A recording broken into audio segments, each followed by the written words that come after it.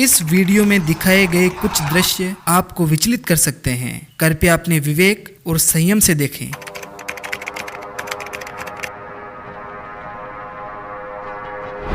एक मासूम जापानी लड़की की एक ऐसी दर्दनाक विभत्स घटना जिस पर हुए घिनौने अत्याचार को देख सुनकर आपकी आत्मा अंदर तक कांप जाएगी। और मैं ये बड़े जोर देकर कह रहा हूँ कि अगर आप सेंसिटिव पर्सन हैं या दिल से कमजोर हैं तो इस वीडियो को यहीं पर देखना छोड़ दें। इस घटना को सुनकर आप 100% ये सोचेंगे कि क्या कोई मनुष्य इस तरह की प्रवृत्ति का भी हो सकता है, जिसके सामने शैतान, दानव, राक्षस और हैवान शब्द भी कुछ भी नहीं है। यह घटना है 22 नवंबर 1972 में जापान के मिसोटो में पैदा हुई एक मासूम लड़की जुंको फुरुता की, जिसने 17 साल की उम्र में ऐसा कुछ सहा जिसकी कल्पना करने मात्र से कठोर आदमी सिर उठे। मैं समझ नहीं पा रहा हूँ कि आखिर उस लड़की की कहानी मैं बता क्यों रहा हूँ। क्या इसलिए कि औरतों को वस्तु या खिलौना समझने की सोच हम सबको हर रोज डराती है एक डरावने हस्र के लिए, या इसलिए कि लड़कियों को कपड़े पहनने के सलीके बताते लोग या बलात्कारियों के पक्ष में रैलियां निकालते दया भाव दिखाने वाले लोग हमारे लिए कानून बनाने और पालन करवाने के लिए कुर्सियों पर बैठे हैं। आज हम भारत के मेक इन इंडिया के भुलावे और विश्व गुरु बनने के प्रपंच में जीते हुए केवल एक बलात्कार मुक्त भारत तक के सपने को साकार होते हुए नहीं देख पा रहे हैं। राजनीतिक और सत्ता के गलियारों से हर एक बलात्कार के पीछे के बयानों में एक नारी को कटघरे में खड़ा होना होता है जिसे नोचा खसोटा गया हो। इस 21वीं सदी में भी हर रोज कहीं न कहीं किसी न किसी बेटी का चीरहरण होता है। ऐसे समय में जुंको फुरुता की घटना के बारे में बताना समय की मांग है।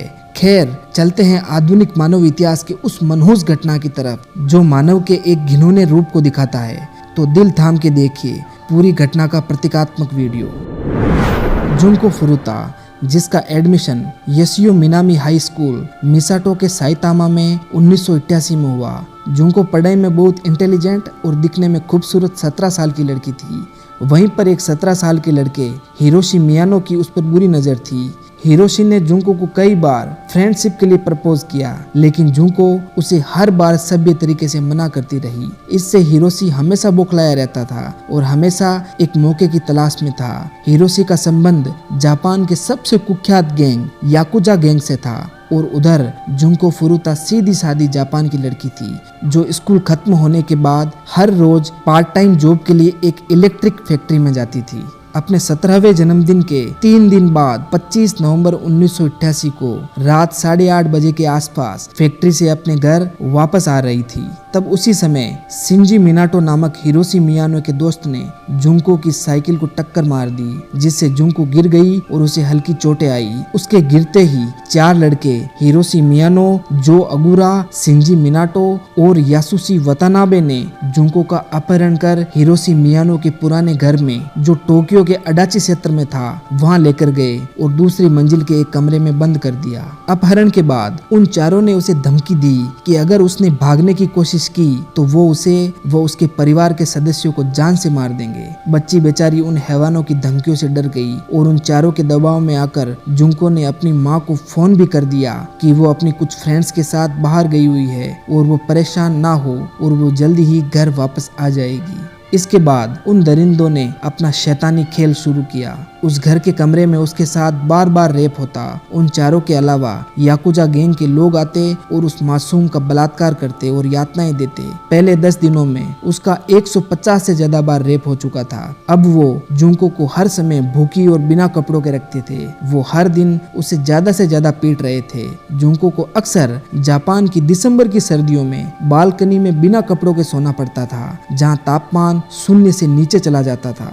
इस घटना के 9वें दिन वो दरिंदे चिकन को ग्रिल करने वाली लोहे की छड़ को उसके प्राइवेट पार्ट में डाल देते हैं, जिससे उसे बहुत दर्द और खून आता है, लेकिन फिर भी वो बच जाती है। कुछ देर बाद जुंको टेलीफोन के पास जाती है पुलिस को फोन करने, पर फोन लगने से पहले वो पकड़ी जाती है और पकड़े जाने पर उसे मोमबत्ती की आग और मोम से जलाया जाता है और उसके पैरों पर तेजाब डाल दिया जाता है। ये उसके फोन करने की कोशिश की सजा थी। इस अपहरण के 12वें दिन उन वैश्यों द्वारा द्वारा जुंको के हाथ ऊपर पंखे से बांध दिए जाते हैं और उसको बॉक्सिंग बैग के रूप में इस्तेमाल करते हैं। और 8 राक्षस उस मासूम पर लात घुसों की बारिश कर देते हैं, जिससे जुंको की 3 पसलियां टूट जाती है और नाक से इतना खून आता है कि वो सांस नाक से ले ही नहीं पाती। 16वें दिन तक उसको कॉकरोच खाने और मूत्र पीने को मजबूर किया जाता है। 20वां दिन आते आते उसके जले हुए पैर सड़ने लगते हैं, उसकी पसलियां टूट चुकी थी और उसके हाथों पांवों का मांस भी फट चुका था। उसे बाथरूम तक रेंगते हुए जाने में 2 से 3 घंटे लगते थे।